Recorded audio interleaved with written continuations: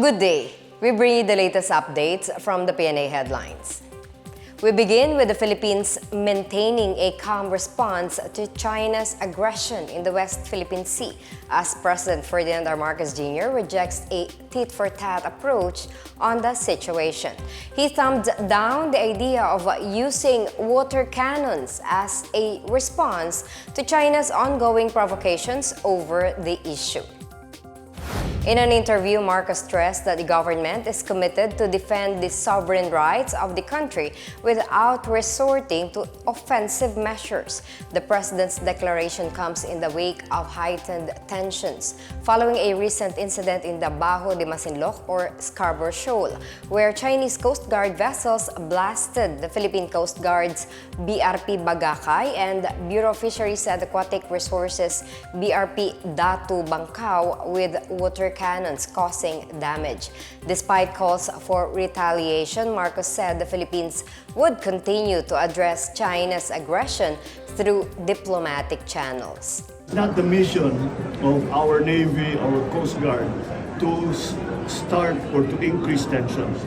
Their mission is precisely the opposite, is to lower tensions. And that's right. So that's why hindi tayo, all we do is pagka nangyayari, binu-water cannon yung mga barko natin, ay nagpapadala tayo ng demarche. Meanwhile, Defense Secretary Gilberto Teodoro Jr. dismissed China's latest statement justifying its illegal presence in the West Philippine Sea, calling it a charade meant to divide the Filipinos. This as the Chinese embassy in Manila on Saturday claimed that the armed forces of the Philippines Western Command had repeatedly confirmed that the new model for addressing escalating tensions in the West Philippine Sea have been approved by key Philippine government officials such as Teodoro and National Security Advisor Eduardo Año. China also claimed to have records of communication and negotiation on the matter, clarifying that it does not affect the sovereign positions of the two countries. Teodoro refuted the claims, asserting that he had disallowed any contact between the DND and the Chinese embassy since the courtesy call of Ambassador Wang Shilian a few days after he assumed office in July last year. He also warned the Filipinos, the media, and the international community to be cautious of China's methods and manipulations in advancing its own interest. Año meanwhile described Chinese embassy's latest version of the new model arrangement as absolutely absurd, ludicrous, and preposterous. He says no one in the Philippine government has the power or permission to make any agreement without the approval of the president. President Ferdinand R. Marcos Jr. has ordered to streamline issuance of permits and other requirements for the government's IFPs or infrastructure flagship projects. Executive Order Number 59, signed by Executive Secretary Lucas Bersamin on April 30, covers all national government agencies involved in the issuance of licenses, clearances, permits, certifications, or authorizations required IFPs. The order also streamlines and simplifies the requirements of IFPs. Marcos cited the need to expand and update the country's infrastructure to achieve meaningful economic transformation. He also noted the need to promote transparency, which includes reducing red tape and expediting transactions in the government. At least 185 IFPs have been approved by the National Economic and Development Authority as part of the Build Better More program. In other news, fisher folks are reminded to stay away from the coastal waters of Ilocos Norte as a no-sail zone is now in effect for an activity which is part of this year's Balikatan exercises.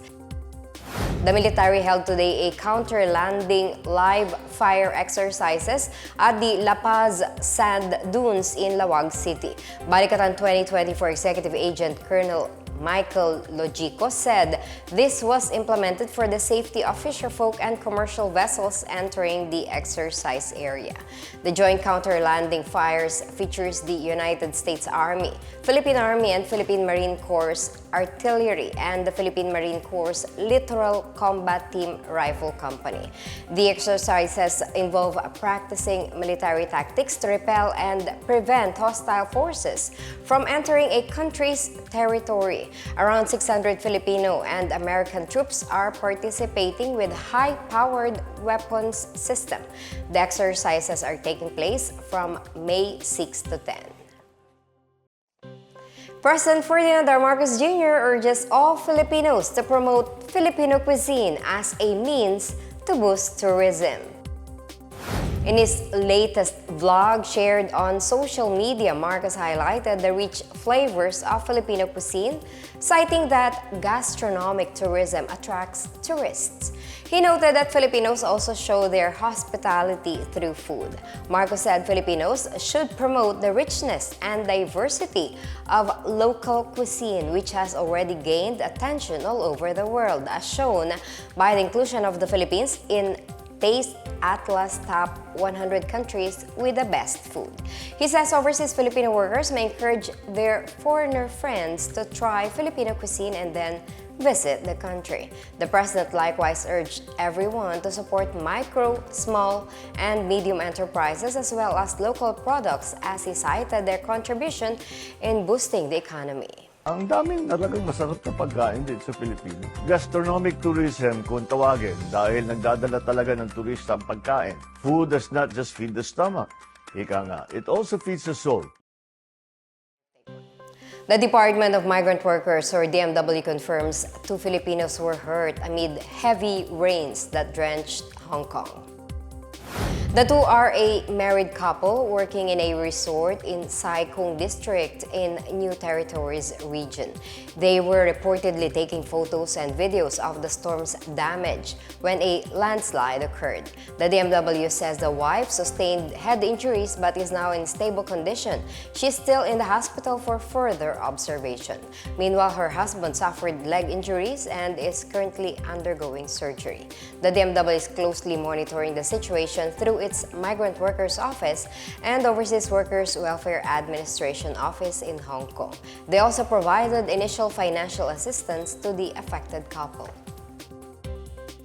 And that's the latest and the biggest stories on the PNA headlines. For more news updates, please visit our website pna.gov.ph or our Facebook and X account, Philippine News Agency.